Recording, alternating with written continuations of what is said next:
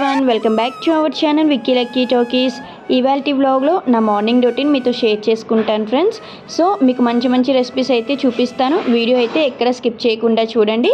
So morning breakfast కోసం dosa and ఉల్లి chutney prepare చేస్తున్నాను. సో దోశ పిండి అయితే నైటే గ్రైండ్ చేసి పెట్టుకున్నాను ఫ్రెండ్స్. నేను దోశ పిండి మిక్సీలోనే గ్రైండ్ చేసుకుంటాను ఫ్రెండ్స్. సో దోశలు మీకు మంచిగా క్రిస్పీగా రావాలంటే మీకు మంచి మంచి టిప్స్ చెప్తాను, ఫాలో అవ్వండి. అండ్ ఇంకా చట్నీ కోసం కూడా ప్రిపేర్ చేసి పెట్టుకున్నాను. సో ఇప్పుడైతే ప్యాన్ పెట్టి ప్యాన్లో ఇలా వాటర్ స్ప్రింకిల్ చేసి ఆనియన్తో ఒక్కసారి ఇలా రబ్ చేసుకుంటే మనకి దోశలు అయితే మంచిగా వస్తాయండి. ఒక గరిటె పిండి వేసుకొని దోశ వేసుకోండి. సో ఆయిల్ వేయకుండా దోశలు ఎంత బాగా వస్తాయో మీరే చూడండి. సో చూసారు కదా, చాలా క్రిస్పీగా వచ్చాయి. సో దోశ వేసి ఒక 1 మినిట్ హై ఫ్లేమ్లో వదిలేసారంటే మనకి దోశ బాగా రోస్ట్ అయ్యి ఆటోమేటిక్గా దోశ అయితే వచ్చేస్తుందండి. సో చూసారు కదా, నేనైతే ఆయిల్ అస్సలు వేయను. సో జస్ట్ దోశ వేసి అలా హై ఫ్లేమ్లో వదిలేస్తాను. సో ఆటోమేటిక్గా దోశ అన్నది వచ్చేస్తుంది. ప్యాన్కి కూడా దోశ ఎక్కడ అంటుకోదండి. మిక్సీలో గ్రైండ్ చేసే పిండితో కూడా దోశలు పర్ఫెక్ట్గా వస్తాయండి. సో నేను దోశ బ్యాటర్ ఎలా ప్రిపేర్ చేస్తానంటే 1 గ్లాస్ రైస్కి 2 గ్లాసెస్ మినపప్పు వేసుకుంటాను, 2 టేబుల్ స్పూన్ శనగపప్పు వేస్తాను, 1 టేబుల్ స్పూన్ మెంతులు వేసి ఒక 5 అవర్స్ టు 6 అవర్స్ నానబెట్టుకుంటాను. తర్వాత గ్రైండ్ చేసి వదిలేస్తాను ఫ్రెండ్స్. సో అది ఈవినింగ్ టైం చేస్తాను, నైట్కి వదిలేస్తాను అలా. సో మార్నింగ్ దోశలు వేసుకుంటే చాలా బాగా వస్తాయి. సో ఇక్కడ నేను దాని మీద కరివేపాకు పొడి వేసి దోశ వేసాను. సో ఇది దోశకి మంచి టిప్, ఒకసారి మీరు కూడా ట్రై చేయండి. సో ఇప్పుడైతే చట్నీ ప్రిపేర్ చేస్తున్నాను. సో ఉల్లి చట్నీ చేస్తున్నాను ఫ్రెండ్స్. ఉల్లి చట్నీ కోసం నేను ఒక పెద్ద సైజు ఒక 5 ఆనియన్స్ తీసుకొని కట్ చేసుకున్నాను. తర్వాత 1 టమాటో వేసాను. అండ్ కొద్దిగా కొత్తిమీర, అల్లం, జీలకర్ర, ఒక 5 to 6 వెల్లుల్లి అండ్ ఒక 3 to 4 ఎండుమిర్చి వేసి బాగా మగ్గనివ్వండి. ఆనియన్స్, టమాటోస్ బాగా మగ్గినంత వరకు మంచిగా ఫ్రై చేసుకోండి. సో తొందరగా మగ్గడానికి ఒక టేబుల్ స్పూన్ సాల్ట్ వేసుకున్నాను. అండ్ తర్వాత ఇది మగ్గిన తర్వాత కొంచెం చిన్నది చింతపండు వేసుకోండి. దోశ, ఇడ్లీకి ఉల్లి చట్నీ ఇలా ప్రిపేర్ చేసుకుంటే చాలా టేస్టీగా ఉంటుందండి. సో నా స్టైల్లో ఉల్లి చట్నీ నేనైతే ఇలానే ప్రిపేర్ చేస్తాను. సో ఇప్పుడు ఇది బాగా మగ్గినాయి కదా, ఇప్పుడు మనం మిక్సీ జార్లోకి తీసుకుందామండి. సో కంప్లీట్గా కూల్ అయిన తర్వాత మిక్సీ పట్టించండి. ఉల్లి చట్నీ అయితే రెడీ అయిపోయిందండి. సో నేను దీనికి తాలింపు పెట్టను, ఇలానే తింటాము, మాకు ఇలానే నచ్చుతుంది. సో మీరు తాలింపు పెట్టుకోవాలనుకుంటే పెట్టుకోవచ్చండి. సో చాలా రేర్ కేసెస్లో నేను తాలింపు పెడతాను. నార్మల్గా అయితే ఇలానే ఇష్టం, ఇలానే తింటాం మేమైతే. సో దోశలు కూడా చూసారు కదా, చాలా బాగా వచ్చాయి. సో ఇంక ఇక్కడ విక్కీ అయితే బ్రేక్ఫాస్ట్ చేస్తున్నాడు. మా విక్కీకి బొంబాయి చట్నీ కంట పల్లీ చట్నీ, ఉల్లి చట్నీ చాలా ఇష్టమండి. ముందే అడుగుతాడు, వైట్ చట్నీ చేసావా మమ్మీ, రెడ్ చట్నీ చేసావా అని చెప్పేసి. గట్టిగా చెప్పండి. Hi friends.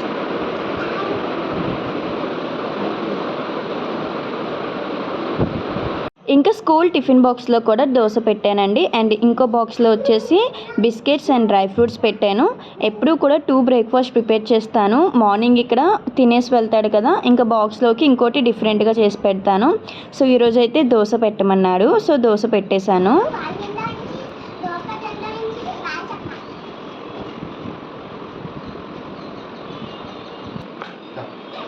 Bye please take it. Bye, Mommy, Daddy. Goodbye.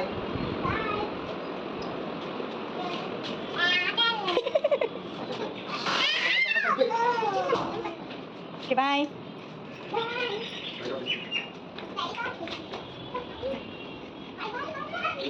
ఇంకా మా విక్కీ స్కూల్కి వెళ్ళాక ఇంకా మా వారికి లంచ్ బాక్స్ ప్రిపేర్ చేస్తున్నాను. సో ఈరోజు లంచ్ బాక్స్ రెసిపీస్ ఏంటి అంటే, సో ఆనపకాయ పప్పు అండ్ బీన్స్ ఫ్రై చేస్తున్నానండి. సో ఆనపకాయ అయితే ఇలా చిన్న చిన్న పీసెస్గా కట్ చేసేసుకొని తర్వాత ఒక టమాటో అండ్ ఒక ఆనియన్ వేసుకుంటున్నాను. సో టమాటాస్ అయితే చాలా కాస్ట్ ఉన్నాయి. సో ఇక్కడైతే మాకు కేజీ 120 రూపీస్ ఉన్నాయండి టమాటోస్. కర్రీస్లో టమాటోస్ లేకపోతే కర్రీస్ బాగోవు. టమాటోస్ చూస్తే ఇంత కాస్ట్ ఉన్నాయండి. సో మీ దగ్గర టమాటోస్ కాస్ట్ ఎంత ఉన్నాయి?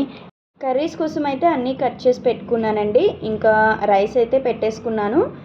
పప్పు ఆనపకాయ ప్రిపేర్ చేస్తున్నాను. కుక్కర్ పెట్టి ఆయిల్ వేసుకున్నాక ఆనియన్స్ టమాటోస్ వేసుకొని బాగా ఫ్రై చేయండి. సో ఎప్పుడైనా పప్పుతో కాంబినేషన్ ఏదైనా ఫ్రై ఉంటేనే కదండి చాలా బాగుంటుంది. సో మా వారికి అయితే ఏ పప్పు చేసినా చాలా ఇష్టం. సో పప్పు చేసి పప్పు టమాటో కానీ, పప్పు పాలకూర, పప్పు తోటకూర, పప్పు ఆనపకాయ, సాంబార్ ఇవి చేసేసి ఒక 2 ఎండు చేపలు పెట్టేస్తే చాలా హ్యాపీగా తినేస్తారు. సో ఈరోజైతే పప్పు ఆనపకాయ అండ్ బీన్స్ ఫ్రై చేస్తున్నాను. సో ఆనపకాయ ముక్కలు కూడా చాలా ఎక్కువ వేసుకోవాలండి. సో పప్పు తక్కువ తీసుకుంటే ఆనపకాయ ఎక్కువ వేసుకోండి. సో అలా అయితేనే పప్పు టేస్ట్ చాలా బాగుంటుంది. సో ఇక్కడ ఆనపకాయ కూడా వేసుకొని ఫ్రై చేసుకున్నాను అండ్ పప్పు కూడా వేసుకున్నాను. సో పప్పు వచ్చేసి ఇది ఆరెంజ్ పప్పు అండి. సో మసూర్ దాల్ అంటారు. సో ఈ పప్పు వేసుకున్నాను. ఈ పప్పు చాలా మంచిది. ఇందులో కార్బోహైడ్రేట్స్, ప్రోటీన్స్ చాలా ఎక్కువ ఉంటాయి. సో సాల్ట్ అండ్ కారం వేసుకొని ఒక్కసారి కలిపేసి మూత పెట్టేసుకుంటానండి. ఒక 2 విజిల్స్ వస్తే చాలు. ఎందుకంటే కందిపప్పు కంట ఈ మసూర్ దాల్ ఈ పప్పు చాలా తొందరగా ఉడికిపోతుంది. సో అందుకనే ఒక 1 విజిల్ వచ్చినా సరిపోతుందండి. సో అది చాలా తొందరగా ఉడికిపోతుంది. సో ఈలోపు మనం బీన్స్ ఫ్రై చేసుకుందాం. సో కడాయిలో ఆయిల్ వేసుకొని ముందుగా ఆనియన్స్ వేసి ఆనియన్స్ బాగా ఫ్రై చేయండి. ఆ తర్వాత బీన్స్ని వేసుకొని ఫ్రై చేసుకోండి. సో బీన్స్ ఇలా చిన్నగా కట్ చేసుకొని ఫ్రై చేసుకుంటే ఈ బీన్స్ ఫ్రై చాలా బాగుంటుందండి. అండ్ ఇంకా నా కడాయి చూసి మీరు భయపడకండి. ఎందుకంటే ఈ కడాయిని నేను నా మ్యారేజ్ అయిన దగ్గర నుంచి యూస్ చేస్తున్నానండి. సో అందుకే ఇలా చాలా మాడిపోయింది. ఆల్మోస్ట్ 5 ఇయర్స్ అయిపోయిందండి ఈ కడాయి యూజ్ చేసి. దీన్ని పడేయలేకపోతున్నాను. ఎందుకంటే ఈ కడాయిలో కర్రీస్ చాలా టేస్టీగా వస్తాయి. అందుకే ఈ కడాయిని నేను పడేయట్లేదు. చాలా టేస్టీ అంటే చాలా టేస్టీగా వస్తాయి. మరి ఈ కడాయిలో ఉన్న మహిమ ఏంటో నాకు తెలియదు. సో అండ్ ఇంకా టమాటో వేసుకొని టమాటో కూడా బాగా మగ్గిన తర్వాత అందులో కొద్దిగా సాల్ట్ అండ్ పసుపు, కారం వేసుకొని ఇలా ఫ్రై చేసుకోండి. సో మూత పెడితే బాగా దగ్గరికి మగ్గిపోయి మంచిగా ఫ్రై అవుతాయండి. సో చూసారు కదా బాగా దగ్గరికి అయిపోయినాయి. ఇంకా మీకు నచ్చితే ఆలు వేసుకోండి. సో బంగాళదుంపలు కూడా చిన్నగా ముక్కలు కట్ చేసుకొని వేసుకుంటే బీన్స్ పొటాటో ఫ్రై కూడా బాగుంటుంది. అండ్ ఇలా ఓన్లీ బీన్స్ చేసుకున్నా బాగుంటుందండి. చిన్న పీసెస్గా కట్ చేసుకోవాలి బీన్స్. ఈ ఫ్రై కూడా చాలా టేస్టీగా ఉంటుంది. సో ఇంకా బీన్స్ ఫ్రై అయితే అయిపోయిందండి. పప్పు 2 విజిల్స్ వచ్చాక ఇందాకే ఆఫ్ చేస్తానండి. సో ఇప్పుడు పప్పుని మెదుపుకొని పప్పుకైతే తాలింపు పెట్టుకుందాం. సో నేనైతే ఇందులో చింతపండు వేయనండి.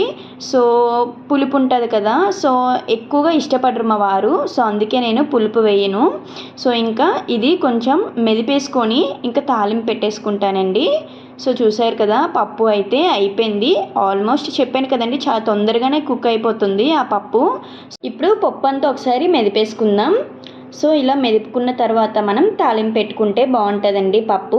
సో ఇప్పుడైతే నేను తాలింపు కోసం ఆయిల్లో వేసుకున్నాను జీలకర్ర, ఆవాలు, ఎండుమిర్చి, కరివేపాకు అండ్ వెల్లుల్లి వేసుకొని కొంచెం బాగా ఫ్రై అయిన తర్వాత ఇంకా పప్పులో వేసేసుకోవడమే ఈ పోపుని.